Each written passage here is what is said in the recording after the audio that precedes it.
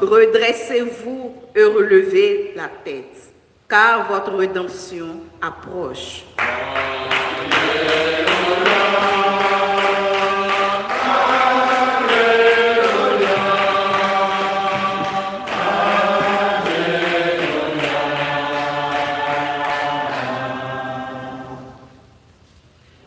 Le Seigneur soit avec vous.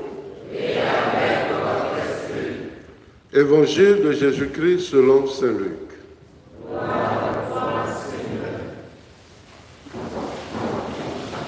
En ce temps-là, Jésus disait à ses disciples cette parabole. Voyez le figuier et tous les autres arbres. Regardez-les, d'elles qui bourgeonnent. Vous savez que l'été est tout proche. De même, vous aussi, lorsque vous verrez arriver cela, sachez que le royaume de Dieu est proche. Amen, je vous le dis. Cette génération ne passera pas sans que tout cela n'arrive. Le ciel et la terre passeront, mes paroles ne passeront pas. Acclamons la parole de Dieu. Louange à toi, Seigneur Jésus.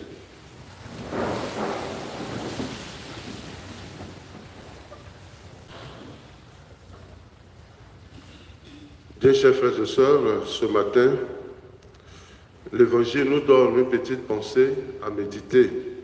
La finale de l'Évangile. Le ciel et la terre passeront, mes paroles ne passeront pas.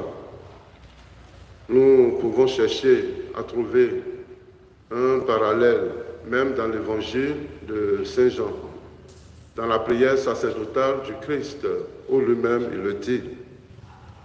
Moi, je ne suis pas du monde, mais vous, vous êtes du monde. Et je prie pour que là où je serai, vous y serez, vous aussi.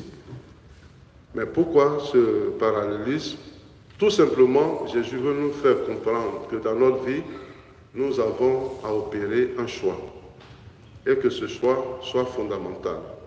Entre ce qui est périssable et ce qui demeure. C'est pour cela qu'il nous donne cette parabole. Chers frères et sœurs, c'est normal. Parce qu'aujourd'hui, nous sommes attirés vers tout ce qui peut nous donner satisfaction. C'est humain, mais c'est une erreur. C'est ce que nous appelons piège. C'est un piège.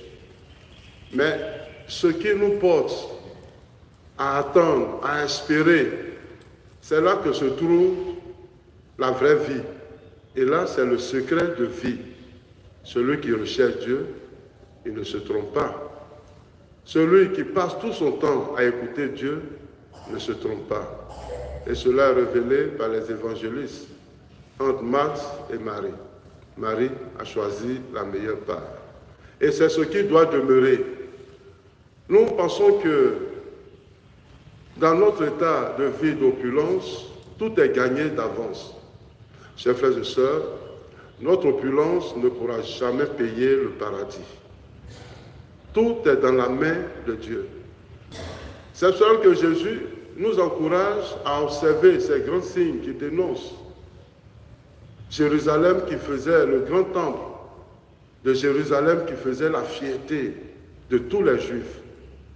Jésus dit en un clin d'œil que tout ce que vous contemplez de grand, de beau, est porté à disparaître.